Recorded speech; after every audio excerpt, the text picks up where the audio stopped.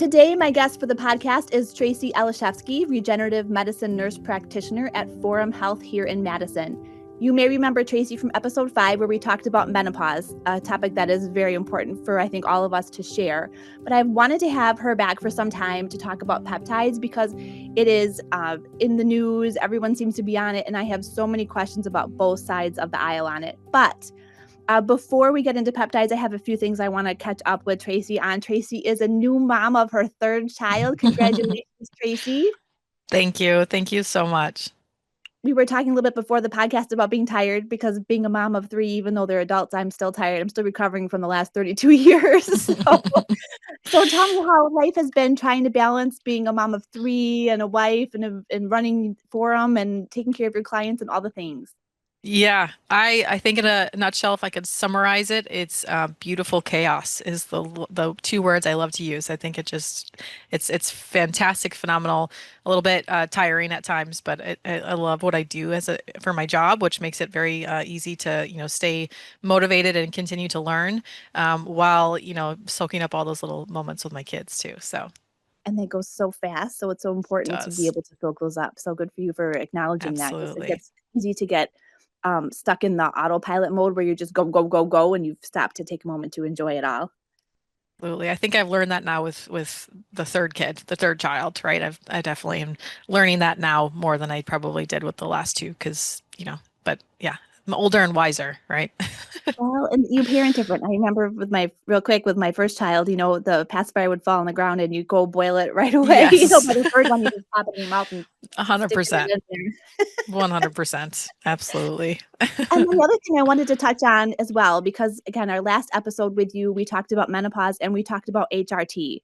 So the FDA, they have just reversed that black box warning on HRT. So let's talk a little bit about that. Like, how phenomenal is that we finally have that acknowledgement and that public notification that it's safe.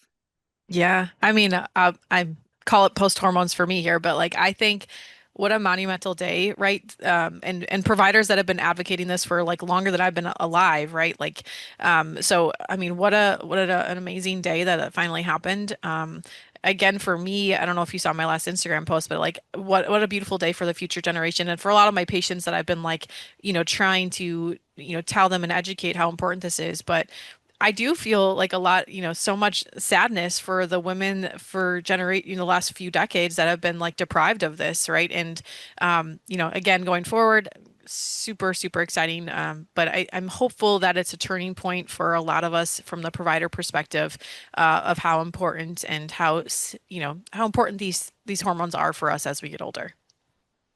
Do you think now that this change has occurred, that the medical professionals who are in that standard realm of care will change their approach towards it? I mean, even though it's a yes, it's okay, there still might be some resistance just because of their experience or what they have been taught, whatever. So, what type of transition do you think it will be for patients who are looking for that option now? Yeah, I don't think it'll be like a floodgate of like, okay, these are safe now, like, and it shouldn't be, right? There's a lot of nuances to prescribing hormones very safely and effectively and doing it the right way, right? But what I hope changes is the conversation and the way that we're taught about hormones in school specifically, so that newer doctors and even doctors who are practicing, right? I always share this with like I probably have more than 20 physicians and providers as my patients, right? And some of them are OBGYNs, right? So like, I think for us in that conversation that we have too is I think the conversation and the way that we teach hormones, I'm hopeful that with this change from the FDA is going to just start that conversation earlier, and just be more open to providers who are already in practice. That's a great point. And for our listeners, um, with the HRT, they are recommending that, women who are within 10 years of menopause, is what I'm reading, that's where it's most beneficial to be able to start it. So can you just, again, real quick, just touch base on who might be listening to know that they would be a good candidate for exploring that option? Yeah, I think that conversation that I have with patients initially is the most important one, right?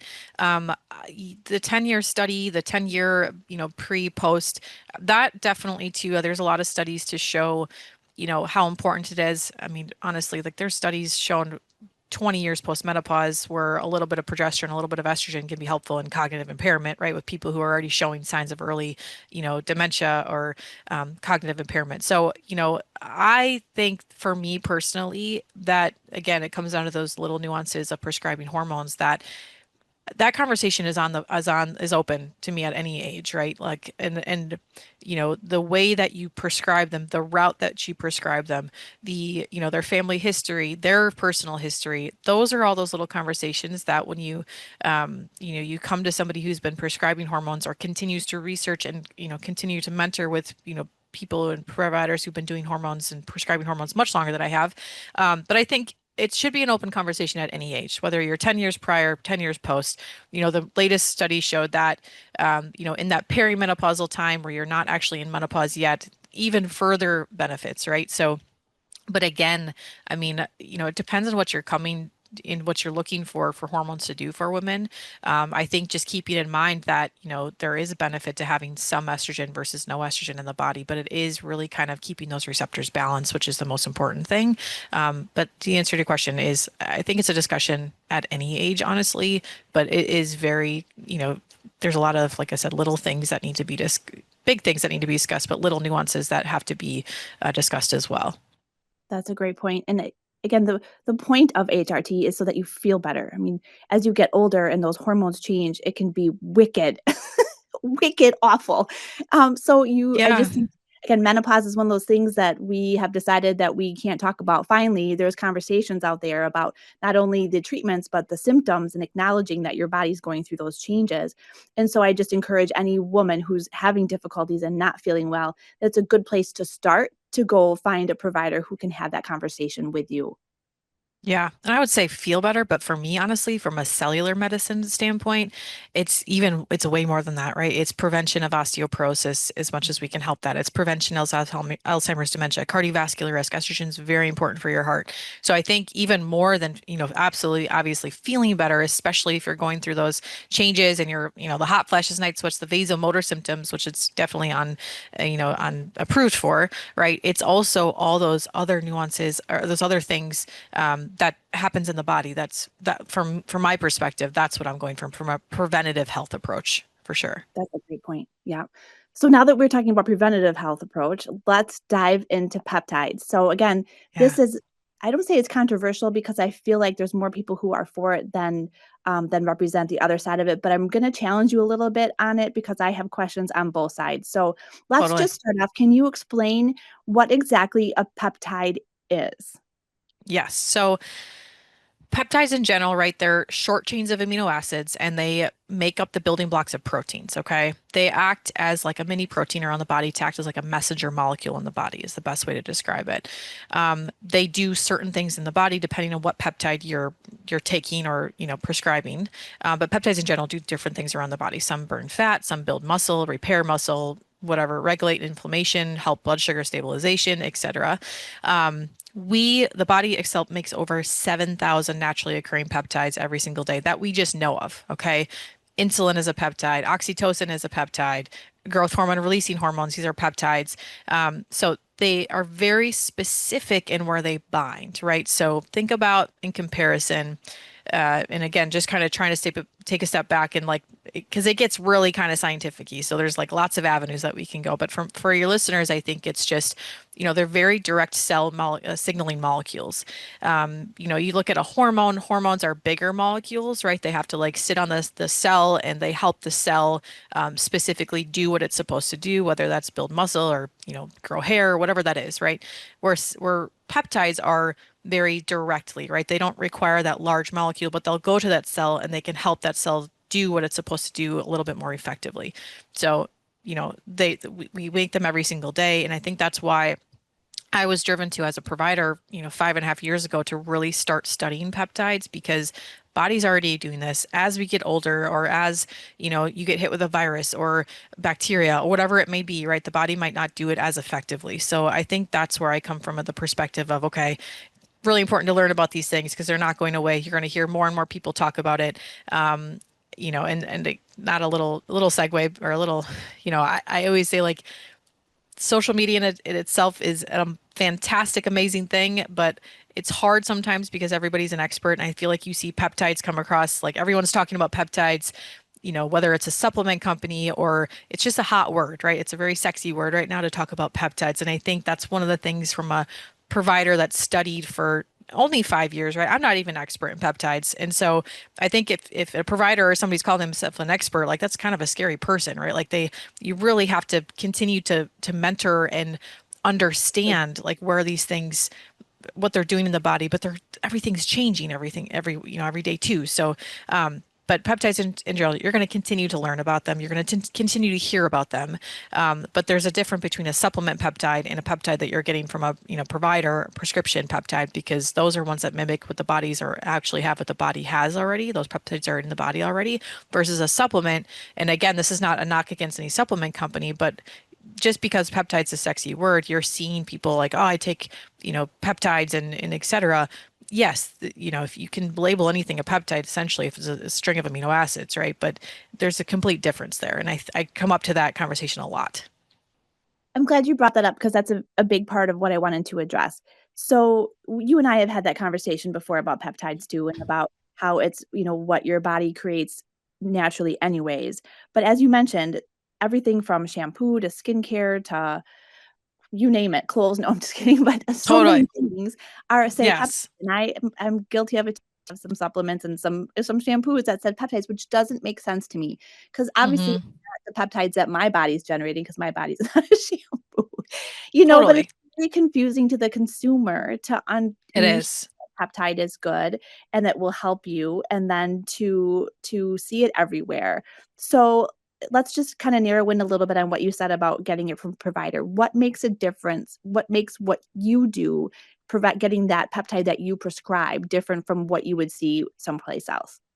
Totally. So when you're actually truly like where peptides discovered, right? Like let's just talk like I always feel like the cool things are always started kind of in the bodybuilding world, right? Like they start using peptides and other things in the body industry, and then eventually it kind of like comes to medicine, right? Or you have really good doctors that start utilizing these things in their patients. So um so when I prescribe a peptide, right, it's something that the body is making already. So that's where the foundation of peptides comes back to giving you back something the body's already making, right? So for example, GLP-1s or BPC 157, right? These are peptides that were used in the body industry, the weight lifting industry for muscle repair. The body already makes this. So when you give it back to somebody, right, there's a difference in, again, direct cellular mechanisms or messengers, right, to promoting that uptake and improving that peptide in your body, right, which helps with muscle repair and things like that. Supplements and shampoos and again, you can call a lot of things a peptide specifically, I guess, but there's a complete difference with taking you know a bonita peptide or something that's in the shampoo and they're just putting peptide on it behind it versus when you prescribe something that the body's already making. You know what I mean? Like you don't have, like you just said, like you don't have that peptide in your body that the shampoo shows. So it's a supplement, but it's a again, it's a really sexy word, but there's a huge difference when you're taking something the body's already making for something to improve the cell signaling pathway that the peptide's already doing, right, in the body. We're just reminding it to do it more effectively versus anything that, can technically, from a supplement standpoint, put peptides on there, right? Again, unfortunately, it's become a word that's, I think, overutilized a little bit, and a lot of peptide companies are, marketing it, which great for them, but it gets very confusing to the consumer for sure. It does. And okay, so we mentioned the GLP-1. So why don't we just start there? Yes. Because Yes. I'm very torn on this. So Yes. I will let you explain and get into it, but I see a lot of benefits. There are people who have been dealing with weight issues for a very long time that are finding success on it, but right now it feels like everybody and their cousin is on it, and Yeah. I have concerns about it. So before I bring up my concern questions, why don't you talk about what the GLP-1 does to the body as far as signaling goes, and the history of it and how it's become more used now? Yes. So GLP-1 is a glucagon-like peptide, okay? as a medication or as an agonist that you're here, everybody talking about taking a GLP-1, it's a medication that essentially is mimicking our body's own GLP-1 production, a hormone that helps your body respond better to the foods that we're eating. So it helps with insulin secretion, it helps decrease glucagon, slow gastric emptying to say like, hey, I'm already full, which helps with weight loss, etc. And these things again are not new, right? Like the timeline you had asked about, right? I want to make sure I'm giving you the dates right. So Exenda, which is the first GLP-1, which was used for diabetics, was back FDA approved for 2000 in 2005. Okay, um, type 2 diabetes. Okay. Liraglutide, which the brand name Victoza for diabetes, Saxenda for weight loss, was FDA approved 2010 through 2014, multiple studies on that. And then semaglutide or Ozempic, right, for diabetes, back approved type 2 diabetes 2017 for weight loss as Wegovy in 2021. And then because of the absolute the studies and the profound effects in weight loss of semaglutide or Wegovy, 2022 comes around and tirzepatide Mounjaro for diabetes and Zepbound for weight loss is FDA approved. So you saw this like very fast approval of the second generation, which has a little bit a different peptide combination in the tirzepatide. But so what I like to say is like these things are not new, right? Like the first again GLP-1 really was discovered back in 1980s of the profound effects it does on the metabolism support. So that's one of the things that I like to discuss too. Like these things really aren't new. They've been studied for a long time. Actually, probably the most well-studied peptides in the entire universe at this point, right? Because of how many people are taking them. The studies initially were done for people that had, diabetes or, other medical issues, but being used now for just a weight loss drug. Now, that study of the long-term effects for the general public, so to say, have not been studied a little bit. So that seems to be one of the controversies that we really don't know the long-term effects of that. Is that correct? Yeah, we have the initial 2020, 2017 for Saxenda, right? 2021, but like with any newer medications, right? Like we don't have like a 20-year analysis of things for sure. What we do know is that, like, kind of perspective wise, so yes, your answer to that is correct. We don't have because it hasn't been out for 20 years yet. Now, to get drugs approved, generally, the FDA like does a lot behind the scenes. The studies have to be there to get it FDA approved. But you're right, absolutely. The long-term effects, yes. Okay, so I want to just make sure that we touch base on some of we talked about the benefits you mentioned with the glucose, the blood sugar levels, and all those like diabetes related uh, symptoms that it has been used to treat, and now using it for a weight loss drug. Let's just talk a little bit, as we'd mentioned a little bit off the podcast. I have some concerns about the negative side effects, not just symptoms of the drug, but the loss in muscle mass and bone density, and whether you have to be on it for a lifetime if you're not making those lifestyle changes. So, can you address those concerns for me? Totally. And I think those concerns are super valid. Kind of what like we were talking about initially. So if I have somebody comes to see me and they're like, listen, my sister, my brother, my brother-in-law, my cousins, they're all on this medication, they're all losing weight. Fantastic, okay? But no one goes on the peptide in our office without understanding and looking at blood work, understanding and talking about these very important highlights you're talking about, right? With any weight loss, okay, with any, whether it's GLP-1s, whether it's the Atkins diet, whether it's whatever, whatever weight loss method you're doing, if you are not focusing on protein, you will lose weight or you will lose muscle mass, right? Caloric deficit without working and, making sure that you're hitting your protein and working out, drinking your water, right? All those things are foundational, right? In terms of maintaining muscle and, decreasing body fat, increasing and maintaining lean muscle mass. Okay. That's with anything though. So that's not just like something's particular to GLP-1 medications. What I want to and try to avoid though is fast weight loss, right? Again, with any weight loss, right? If you're losing weight fast, you don't have the time and energy to like restore and maintain muscle. You're also going to lose the weight fast. You're also losing muscle at the same time. So I think that's pivotal, right?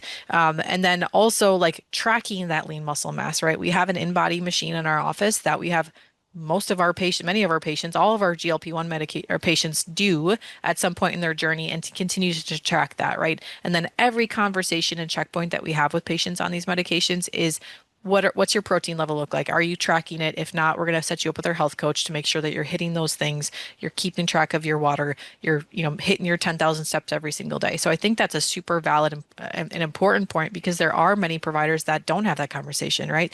We were just kind of talking about this a little bit too, and nothing against med spas, but like people that are not proficient and really don't understand what this medication, what this peptide is doing in the body. And they're like, yep, here's this thing. It will make you lose weight. Yeah, it will for most people, but they're not tracking, they're not doing the very foundational important thing. So I think that's a very important and valid point that is very much discussed with any of my patients wanting to go on these medications.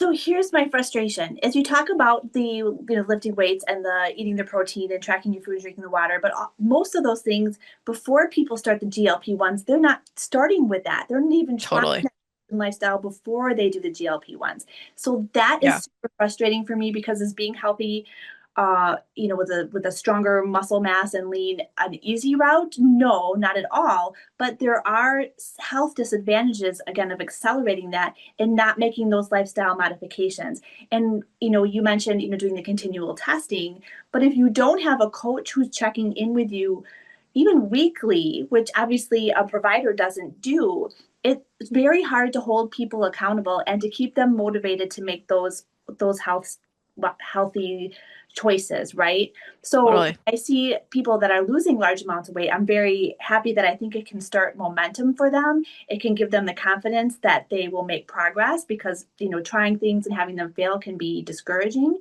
So in that respect, and again, lowering the blood sugar and all those other good effects, I think are good. But I really struggle with those lifestyle changes, because I feel like many of the people who are taking it don't understand the real risk that they're taking by not making those changes.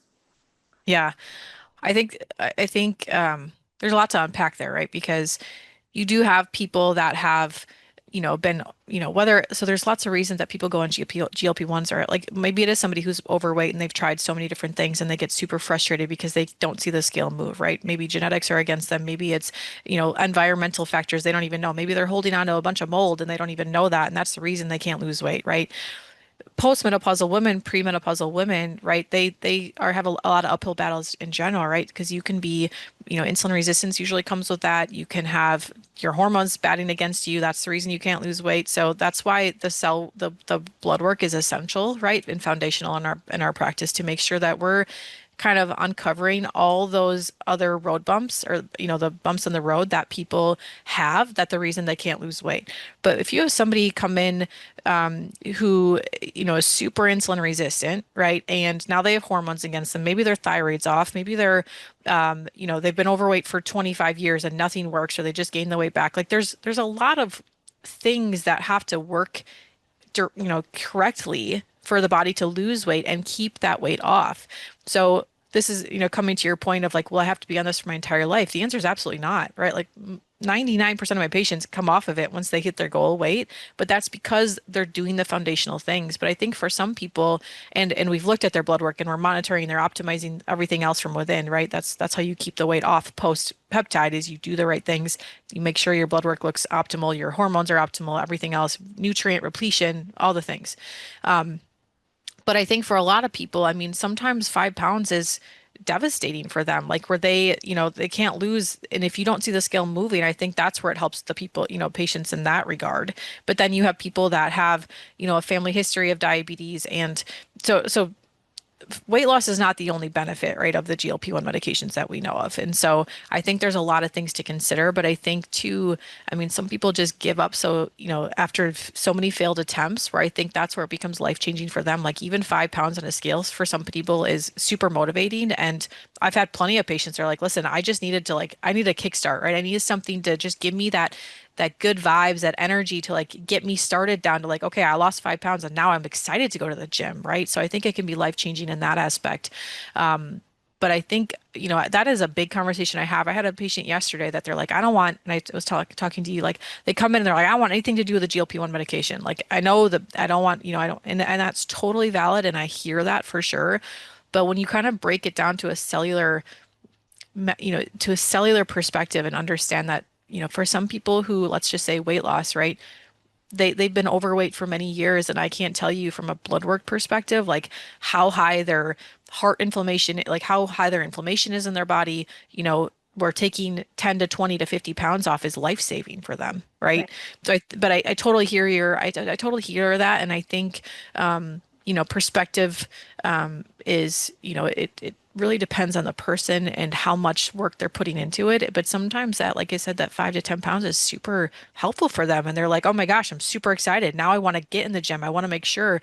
But I think that our health coaches are super valuable in that. I think that's why some patients are kind of irritated that we check in with them every 3 months on peptides. And I think that there's a reason for this. Number one, I want to make sure you're doing the right things. Number two, I want to make sure we're hitting your goals. But number three, I want to talk about like what's life like after this, because those foundational things have to be in place before, as we start taking patients off and wean off. Absolutely.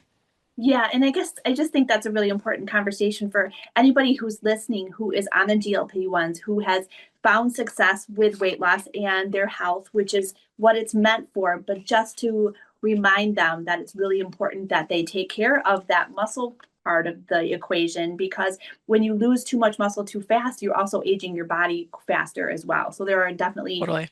just it's an easy way.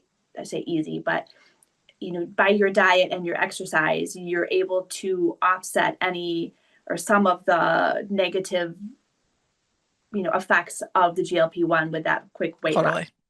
Want anybody Totally. listening who has that question or maybe just thinks it's important but doesn't really, make the changes to ensure that they're healthy. I just really want people who are listening who are on it Totally. to incorporate that into their lifestyle. I'm looking at my research, which may or may not be true, but I did see that reviews of the weight loss, 20 to 40% of the total weight loss can be lean mass.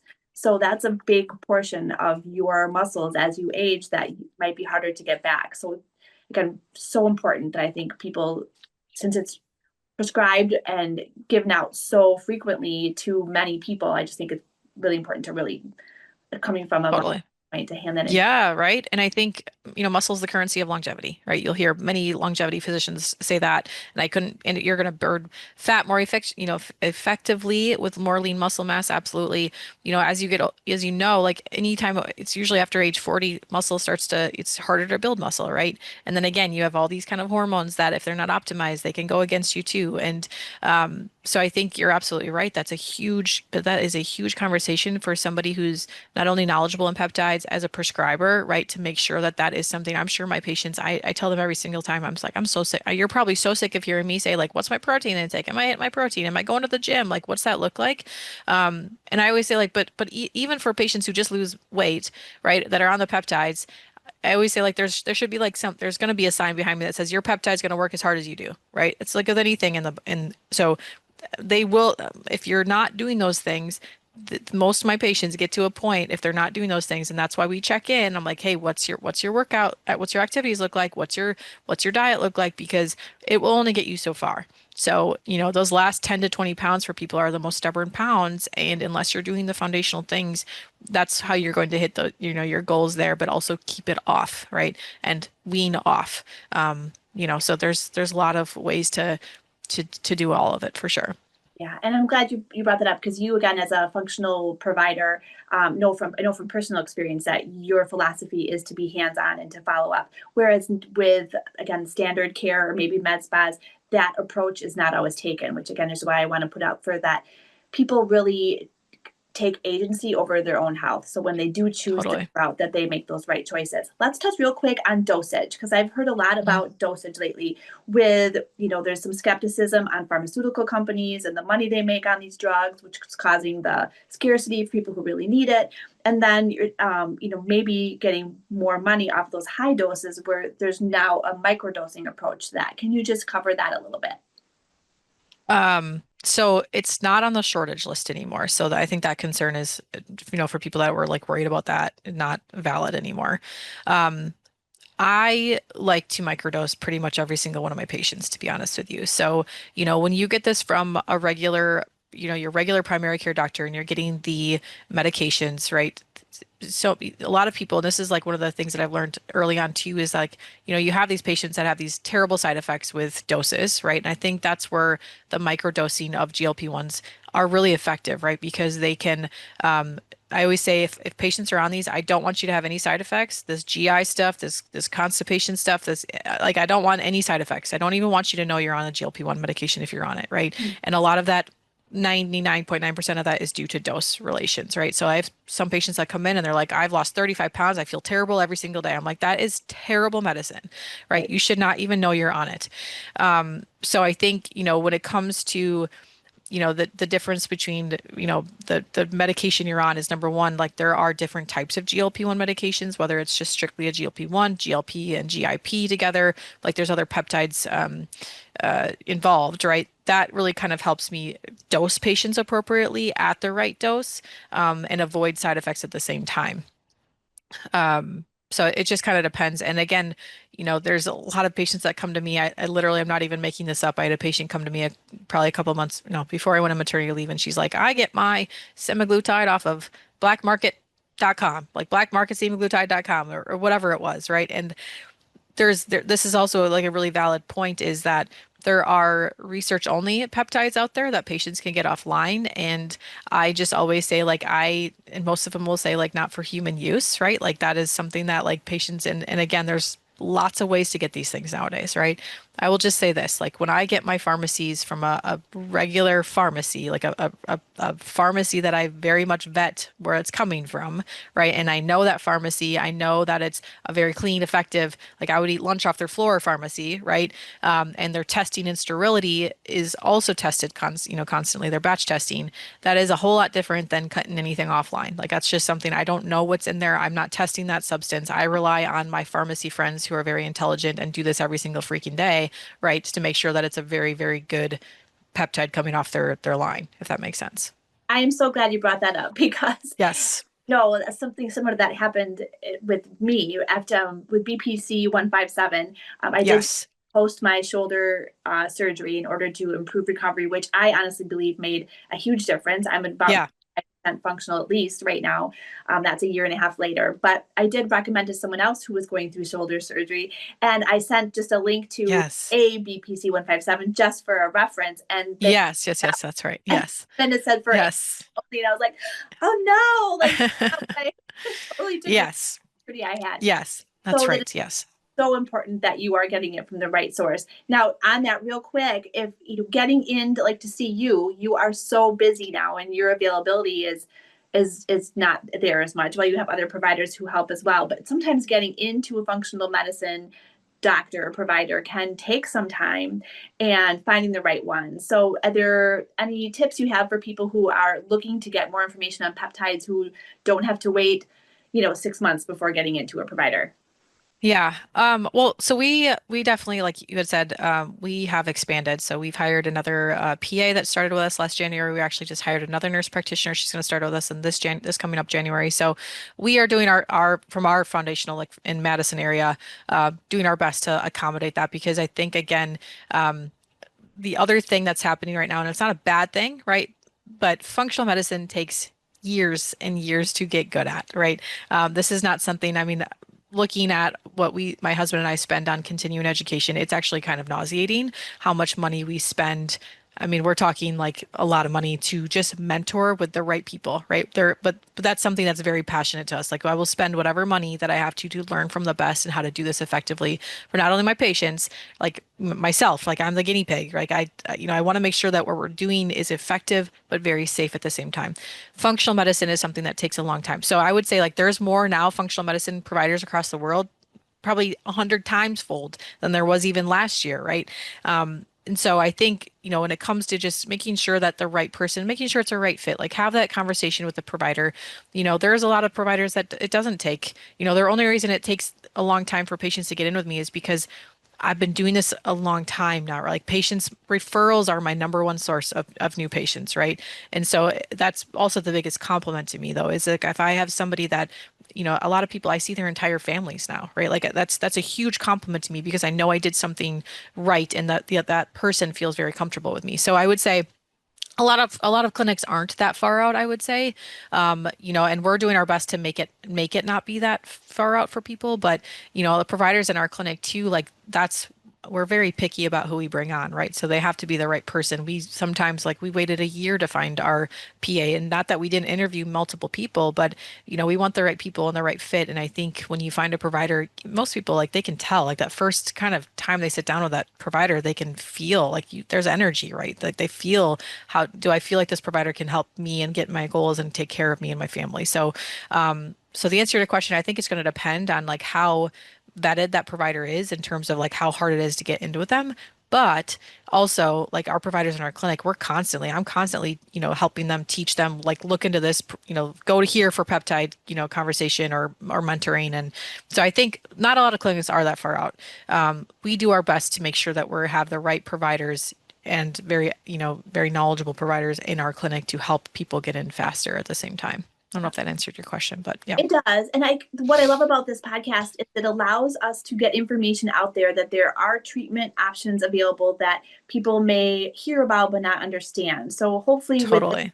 conversation, we're able to answer some of the questions and bring up some of the concerns for people that are leery about it, and just good information to know, because there's so much information out there. You don't know really what to believe or how to move forward, with your own, health journey, right? Whether Totally.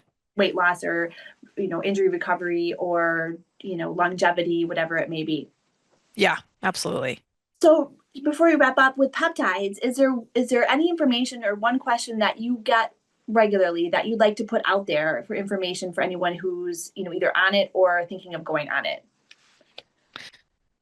Ooh, I mean, I think just understanding that there is a way to, there's a peptide for everything. I'll say that, right? There's peptides for muscle repair, there's peptides for brain health, there's peptides for gut health, there's peptides for anything, right? It's again the reason that I would say peptides are are a huge reason I study them consistently. But I would say in general, right? If you're thinking about going on it or you're hesitant to go about it on it, like again, it's not for everybody. Like I said, I have plenty of patients that come in, they're like, I don't want to even talk about it. I'm like, absolutely, we don't have to. Like, there's plenty of other things. We'll clean up the cells, we'll get your hormones optimized, we'll make sure you're not depleted. We'll talk about strength training, we'll talk about, all the other foundational things. But if they are on the fence about it or going on, thinking about doing it, like I would say from my perspective, like weight loss is not even like the first thing I think about for GLP-1s anymore, right? It is probably the most anti-inflammatory thing that I can give somebody, right? To not only help their inflammation in their body, to, help their cholesterol, to help blood pressure, to help, inflammation in their body. So I use it for a variety of different things. I think when it comes down to patients is that the dose matters, right? You should never have side effects. And you should be monitoring blood sugar, or I'm not sorry, you should be monitoring blood levels, like looking at blood work, right? From time to time with a provider that understands what this medication is doing and how to avoid side effects and using it to your best availability, to your best ability in your body to work effectively. So I think just doing it the right way is very, very effective. But I don't think there's so many reasons to utilize them, not only for weight loss nowadays. That's great, great information. Again, don't just go with, research, I guess I should say, research, the dosage and your goals, and talk to a professional instead of just going on it willy-nilly and not making changes. That's my Yeah. soapbox. Yeah. Yes. I love it. I Kind of love it. brought up every aspect of this Yeah, conversation. Well, I'm so for glad sure. that you came back with us today to talk about peptides, because again, it's one of those things that, you hear everywhere, and I just think it's really important to have a conversation. So I'm so grateful for you to make time in your busy schedule to have our listeners get the Absolutely. information. I'm going to wrap up. So we Absolutely. we had a conversation with you already a year ago, Yeah. and I can't ask the same question, so I had to tweak my final question a little bit. Oh, yes. So Yes. let's see That's if we can right. try this one. If you could revisit one moment from your life, not to change it, but to understand it better, what moment would you choose? Gosh, Erica, these are always so thoughtful and I feel like I need a day to think about that. Okay. One moment in my life, and not to change it, but to rethink about it. To understand. Um, to understand it better. Um, I was a huge athlete growing up. I think for me, I'm gonna go there because it's something I think about often and kind of how I kind of came back from that. But like I would go back to like my college career in sports, honestly. I know it sounds a little bit wild, but and again, maybe if I had more time to think about this, I'd come up with a better answer. But this is what I'm thinking about right now because it's something that I think about often is just, you know, um, knowing what I know now, and my life now, again, not that I would change it, but I think just going back to like a post major injury, right? How I would have changed, not change it, but like kind of thought about it differently. What that did for my future health. It changed the trajectory of my life and what I did. Post injury, just in terms of even like getting to me where I am now, right? Like I think things would have been a little bit different if I would have stayed playing sports and continued to battle through my last career-ending injury. So I think about that often a lot. And just now what I know now, like coming back to like how I would have healed post-recovery, I'm like, man, I could have come back from the ACL injury. Like I would have been back on the court, so much faster if I would have known now. But that's just a time in my life that like kind of it changed me personally, right? Coming back from that, very humbling. I think about that a lot. I talk to a lot of athletes and coaches, and even from even like my kids, when that chapter ends, you have to go through this grief process. And I think 100%. well, you look back at it and you have the what ifs, but like you said, you can kind of see how that changed the trajectory and how you use that. So my second part of the question was, how can you or have you used that impact to your life and now, and how are you going to approach your future knowing how that. Yeah. It's changed me in the fact that like we work with a lot of younger athletes and I can tell them, from a physical perspective, I can help them battle and recover, right? Right? From a personal perspective though, I think, it gave me it's like with everything, right? Like I'm always the guinea pig. I think I can relate to a lot of my patients in the fact that I know what it is to have a career-ending injury. Like to think that, I mean, I was going to the WNBA from the time I was 8, right? Like that was, you know, that was happening, right? And so like I think that I had to, emotionally kind of again, like you said, like grieve that process, right? And I think I still kind of grieve it at times now. Like I have those conversations with my kids. So I'm like, you can be whatever you want to be. Like if he always asks me like, do you think you're better than Kobe Bryant? And I'm like, it's probably the one person that's probably a little bit better than me in basketball, but like, I'll give him that. But that's, confidence, right? But I think it's helped me help other patients, right? And my athletes, my older athletes, like again, recovery or repair is everything, especially as you're, if it's not the basketball court, like I want to go out and be the best dang golfer there is now. I'm never a golfer, but I want to be the best golfer there is. So I think it's a lifetime of knowing, all that kind of stuff. Well, I think just one note on that. Not only is it the best basketball player or the best golfer, people that I talk to that are successful have a mindset where they want to be that best mother, that best provider, that Totally. best, whatever it may be. But along that route, what we find is that we are best equipped to help the person that we once were. And I think if Yeah, everybody takes that mindset and uses that to impact people, then the world is a much better place. I love that. That's great. Awesome. Absolutely. Well, Yeah. thank you again for joining me. We are going to have you back when we have another medical conversation that we need your expertise. Yeah, So I always appreciate absolutely. your time. Absolutely. Absolutely. Awesome. I Thank, love what you're doing. This is amazing. thank you. We'll talk to you All soon. right.